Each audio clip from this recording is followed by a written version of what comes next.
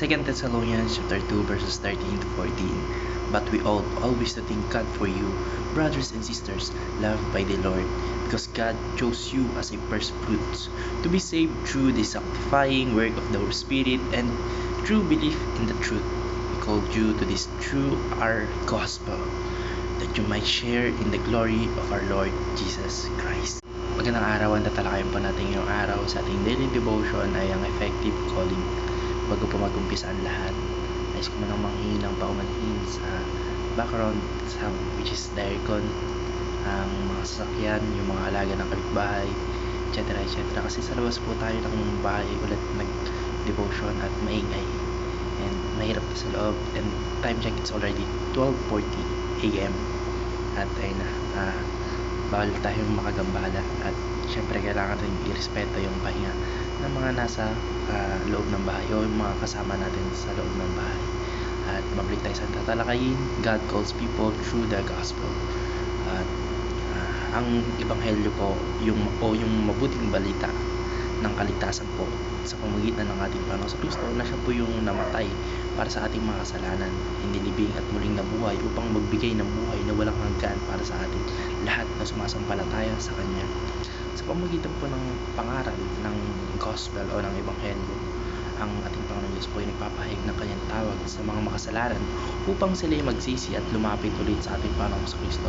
This is what I call repentance, and this is turning back or turning U-turn or taking U-turn from sin to our Lord Jesus Christ.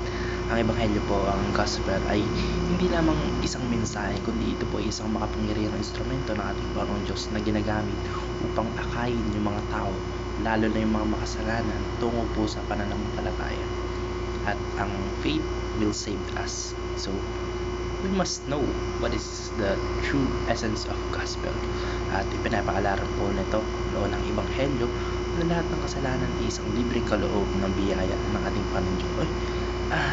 Sorry na wala sa isip. Yung isang kaligtasan po ay libreng kaloob o gift by the grace of our God para sa ating mananampalataya.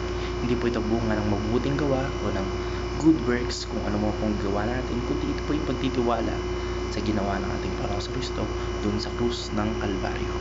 Ang natutuhan ko noon po sa pangalawang katarungan ni Pastor Russell ay God calls people by the power of the Spirit. Bagaman yung gospel po o yung ebanghelyo ay pinapahayag sa pandinig ng isang tao, ang tunay po na pagbabago ang puso ay nagaganap po sa pamamagitan ng pagkilos ng Espiritu Santo. Parang tinatapik po tayo ng ating Espiritu Santo para kumilos tayo ng naaayon sa kalooban ng ating Panginoon Diyos.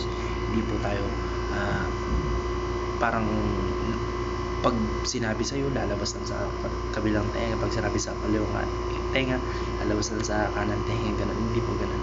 Yung gospel po ay yung pagbabago na binibring sa atin through the Holy Spirit.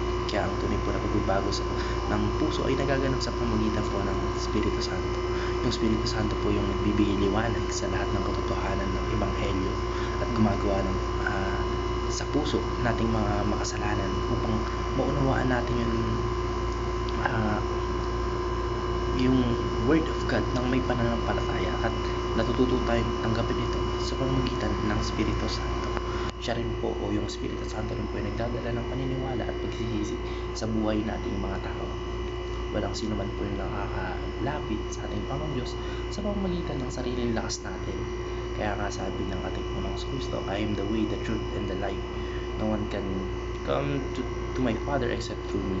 Hindi tayo makakapunta sa ating Panginoon Diyos o hindi tayo makakaharap face to face sa Kanya kasi nga po lahat tayo nag-fall short sa standard ng ating Panginoon Diyos. Kaya hindi natin siya makakaunla. Hindi tayo makakabuild ng relationship sa Kanya by through ourselves lamang, kundi kailangan po natin ng tulong ng ating Panginoon Jesucristo. Ang Espiritu Santo rin po yung nagbubukas ng ating mga puso, yung nagbabago ng ating mga isip at nagbibigay sa atin ng bagong buhay. Yung gawain pong ito ng Espiritu Santo ay isang mahalagang bahagi ng pagpapabanal kung saan po unti-unting nalilinis at binabago po yung puso nating mananampalataya upang maging kawangis po tayo ng ating Panginoong Kristo o maging Christ-like. Ang natutuhan ko naman po sa pangatlong katuruan ni Pastor Russell Acampoy, God calls people to share in the glory of Christ. Ang kalalatian pong ito ay ang pangwakas na gantimpala ng ating Panginoong Kristo sa mananampalataya o yung ating ganap na kaganapan sa piling po ng ating Panginoon Diyos magpakailanman o everlasting o eternally. Ang bahagi po sa kalalatian ng ating Panginoong Kristo ay nangahulugan ng pakikibahagi sa ating tagumpay o sa tagumpay ng ating Panginoong Diyos laban sa kasalanan, kamatayan at kapangyarihan po ng Diablo. Ito rin po ay nangahulugan ng pagiging tagapagmana ng kaharian ng ating Panginoong Diyos at nagtatamasa o pagtamasa ng buhay na walang hanggan o everlasting life nga po, kagaya na sinabi ko kanina. Ang kalalatian po ito ay ang katuparan ng lahat ng pangako ng ating Panginoon Diyos sa ating mga nananampalataya sa ating Panginoon sa Kristo. Bagaman yung mga mananampalataya po ay dumaraan sa pagsubok at nagdurusa sa mundong ito, yung katiyakan po ng ating bahagi ng kalalatian ng ating ni Lord Jesus Christ, yung nagbibigay sa atin ng pag-asa at assurance na in the end of the day, kahit sobrang dami ng pagsubok, sobrang dami ng hardship na dinaan natin dito sa lupa, ay na-assure tayo na ang ating Panginoong Kristo ay bibigyan tayo ng salvation para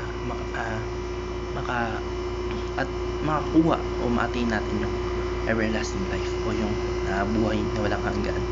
Yun lang po. Maraming salamat and God bless. Amen.